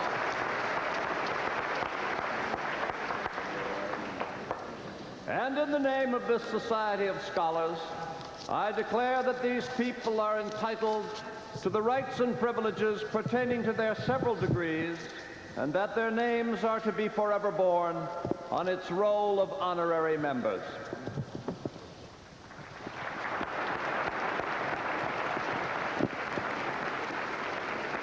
The granting of degrees is now over, and we get the famous Degree Harvard candidates and their guests, and all alumni, are warmly invited to attend the afternoon session of Commencement Day exercises under the direction of the Harvard Alumni Association. The Alumni Parade will begin at 1:45, and the exercises will begin at 2:15. The commencement speaker will be the Honorable Paul A. Volcker, and the annual report on the university will be given by President Derek Bott. The choir master will lead us in the singing of the commencement hymn. Following the hymn, the Plummer Professor of Christian Morals will pronounce the benediction. The commencement exercises then being ended, the audience is requested to remain seated until the President and Fellows and their guests have withdrawn and the Sheriff of Middlesex has declared the meeting adjourned.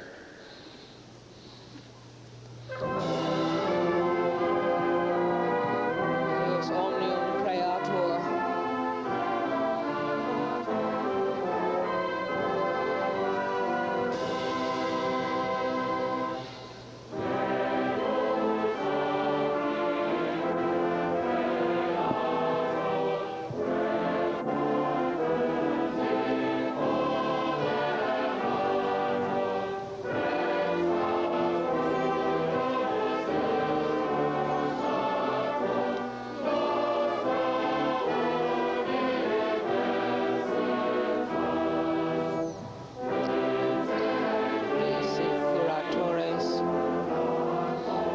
Eruditi professores.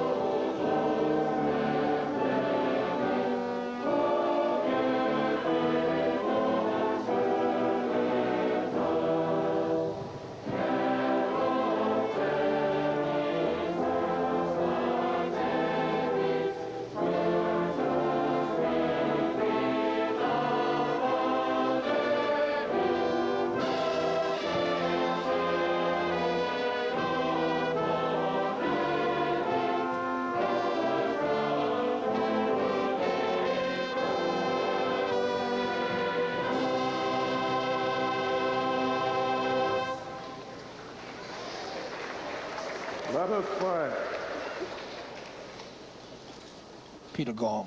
Almighty God, by whose providence these colleges and this university were wondrously founded, and by whose mercy we have been more wondrously preserved, grant to this company of thy sons and daughters that peace that the world cannot give, and so knit our bodies, minds, and spirits in bonds of kinship and affection, that we may be spared to joyful service and grateful remembrance of thy mercies, now and all our days, for the sake of him who formed us of an everlasting love, even God the Lord. Amen. Amen.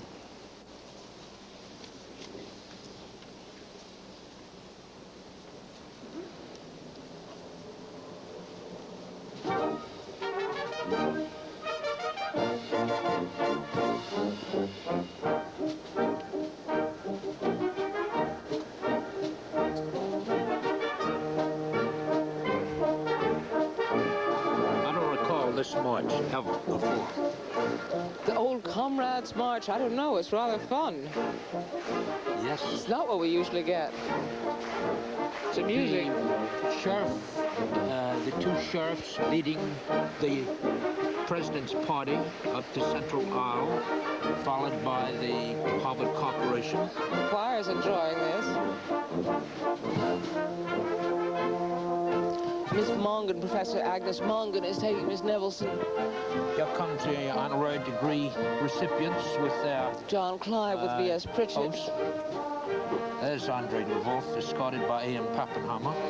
There's that flat derby-like... Dean Rupp with Christa Stendhal. Exactly. There's one of those ice cap type hoods, caps. Dr. Tsuru with Mr. Galbraith. So, now next comes... the Radcliffe trustees. Aha, Radcliffe trustees. There's Stendhal's flat hat.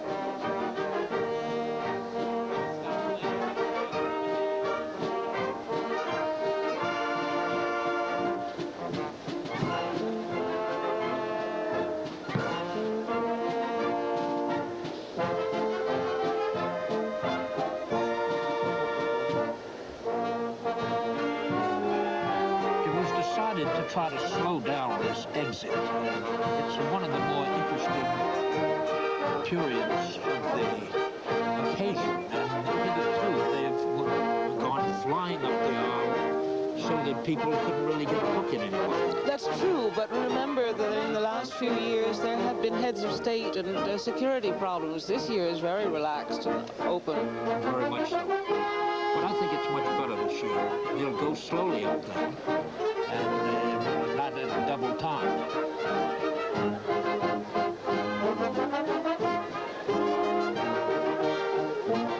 There are more dignitaries on the platform than any previous year that I can remember. They had to enlarge the platform, you see, by putting these seats on the grass. You know what interests me is the, excuse me, shocking proportion of Harvard gowns. Well, you've got a point there.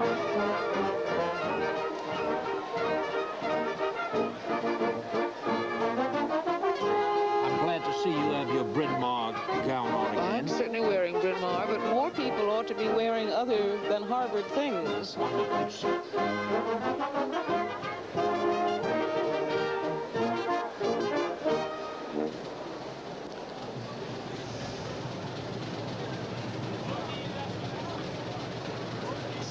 Good enough.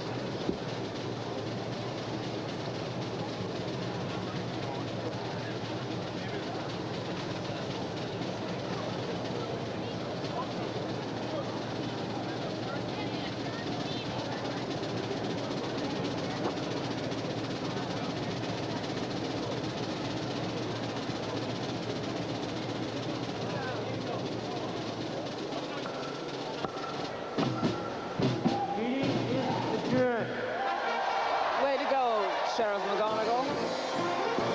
Now it's a free-for-all, of course. No more formation. the cruise around the yard to see your friends and wish them well.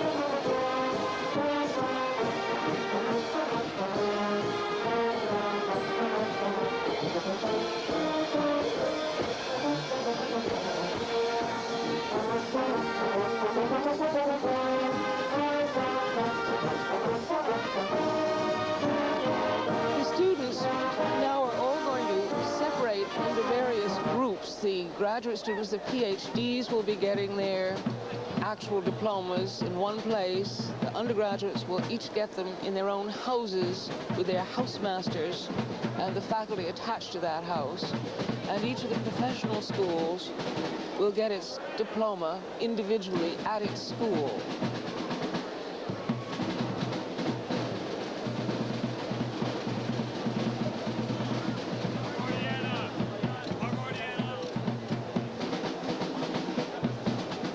Great number of carnations being worn this morning. Very nice. I think we really lucked out on this weather. Not a drop of rain.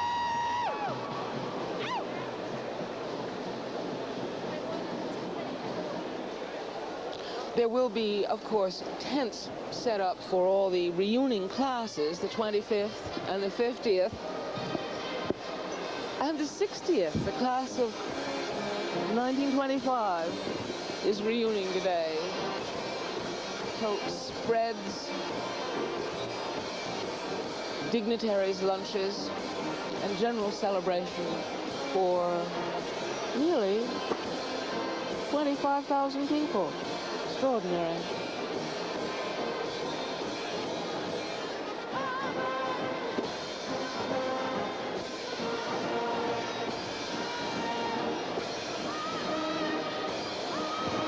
Say goodbye. Say goodbye. Carol, I think our duty is done this happy day. We'll meet again another time next year. I look forward to that, Emily. And so, ladies and gentlemen, we come to the end of the 334th commencement of Harvard University. This is Carol Williams joining Emily Vermouth in saying goodbye from the Tercentenary Theater in Harvard Yard.